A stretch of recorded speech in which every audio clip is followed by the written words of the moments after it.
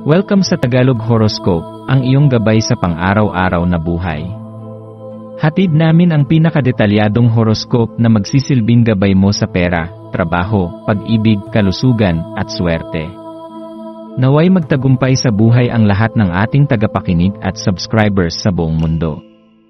Maraming salamat sa pag-subscribe at tanggapin ang siksik, liglig, at umaapaw na biyayang hatid ng Tagalog Horoscope. Ito ang iyong pang-araw-araw na horoscope para sa Aries, para sa Mayo 12, 2025. Sa araw na ito, habang ang liwanag ng flower moon ay patuloy na lumalamlam sa kalangitan ng gabi, isang makapangyarihang enerhiya ang bumabalot sa iyong pagkatao.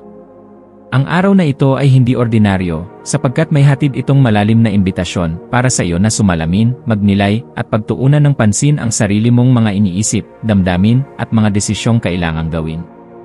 Bilang Aries, ang iyong likas na katapangan at determinasyon ay isang biyayang maaaring gumabay sa iyo ngayon habang binubuksan mo ang pinto sa mga bagong kaisipan at pagbabago. Sa pagtutok mo sa mga ideya at damdaming bumabalot sa iyo, napakahalagang isaalang-alang kung paano makatutulong ang kaliwanagan ng isip upang patnubayan ang bawat kilos mo sa buong maghapon. Ang araw na ito ay isang makapangyarihang yugto para sa paglalakbay papaloob, isang panahon ng transformasyon kung saan hinihikayat kang magbitaw sa mga lumang gawi, paniniwala, o ugali na hindi na nagsisilbi sa iyong mas mataas na kabutihan. Maaaring isa itong paninindigan na dati mong pinanghahawakan, ngunit ngayon ay nagpapabigat lamang sa iyong damdamin at kaisipan. Ang desisyong bitawan nito ay hindi madali, ngunit sa bawat hakbang ng pagpapalaya, mararamdaman mo ang kagaanan sa loob mo. Para kang humihina ng mas maluwag, binibigyan ng espasyo ang sarili upang tumanggap ng mga bagong ideya, oportunidad, at pananaw. Sa pagbitaw mo sa hindi na makabuluhan, para mo na ring inani ang unang mga bulaklak ng mga panibagong posibilidad na maaaring humubog sa iyong hinaharap. Habang lumalalim ang iyong panloob na paglalakbay, asahan mong usbong din ang matitinding emosyon, mga damdaming maaaring nagmumula sa hindi mo inaasahang sulok ng iyong puso. Hindi ito isang bagay na dapat katakutan, bagkus ay dapat mong yakapin. Ang mga emosyon ay tila mga alon sa dagat, minsan kalmado, minsan maalon, ngunit palaging may dalang aral. Kapag naramdaman mong nahihirapan kang takasan ang bigat ng iniisip mo ngayon, alalahanin mong ito ay bahagi ng iyong paglago. Sa halip na labanan, tanggapin ang bawat damdaming lumilitaw. Tumingin sa mga ito bilang mga mensahe mula sa iyong pinakamalalim na sarili, mga paalala ng mga nais mong baguhin, ayusin, at paunlarin. Sa ganitong paraan, nagiging oportunidad ang emosyon para sa malalim na pagninilay at tunay na pagbabago. Gamitin mo ang masidhing enerhiya ng araw na ito upang alagaan ang mga binhi ng inobasyon at pagkamalikhain na unti-unting tumutubo sa loob mo. Maaaring mga ideya ito para sa iyong trabaho, sa isang personal na proyekto, o sa isang ugnayang nais mong paigtingin. Ang iyong masidhing damdamin at malinaw na pag-iisip ay mahalagang kasangkapan upang bigyang buhay ang mga pangarap na matagal mo nang kinikimkim. Kung mayroong bagay na nais mong simulan o ituloy, ito na ang tamang panahon.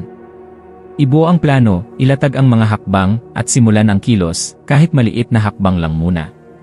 Ang mahalaga ay ang pagkilos na may direksyon at layunin.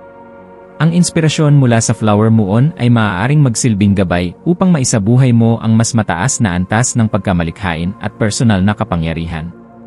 Ang enerhiya nitong mapagmuni-muni ay maaaring maging daan para makabuka ng mga desisyong nakabatay sa panloob mong katotohanan. Ngayon ay isang magandang panahon upang tahimik na mag-isip at idaan sa dasal o meditasyon ang iyong mga plano, hangarin at emosyon. Ang mga simpleng oras ng katahimikan ay maaaring magbukas ng pinto para sa mas malalim na koneksyon sa iyong sarili, na siyang magbibigay linaw sa mga susunod mong hakbang.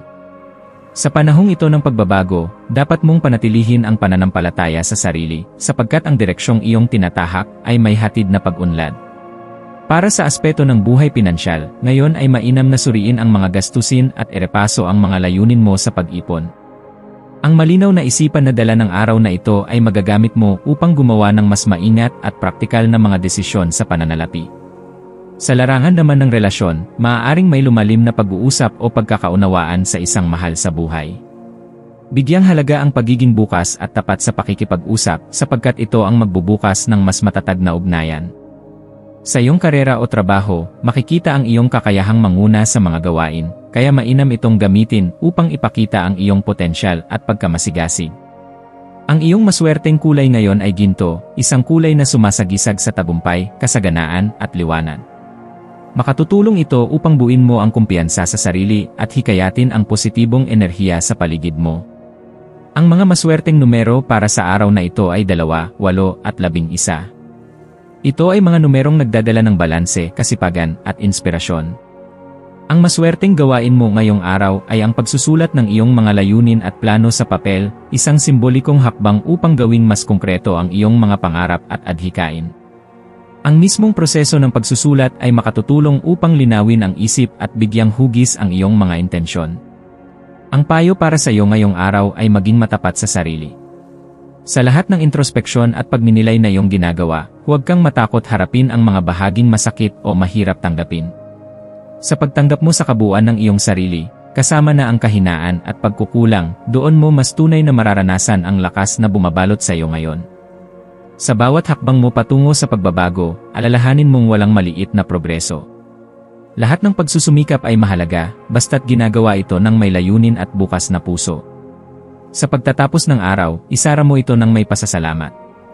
Ibalik sa iyong puso ang lahat ng aral, damdamin, at mga bagong pananaw na lumitaw. Yakapin ang gabi bilang isang pahinga at paghahanda para sa mga bagong simula. Sa bawat araw na tulad nito, pinapalakas ka ng universo para maging mas matatag, mas marunong, at mas malapit sa tunay mong sarili. Magpahinga ng may kapayapaan sa puso, at hayaang ang natutunan mo ngayong araw ay magsilbing ilaw sa mga susunod na landasin.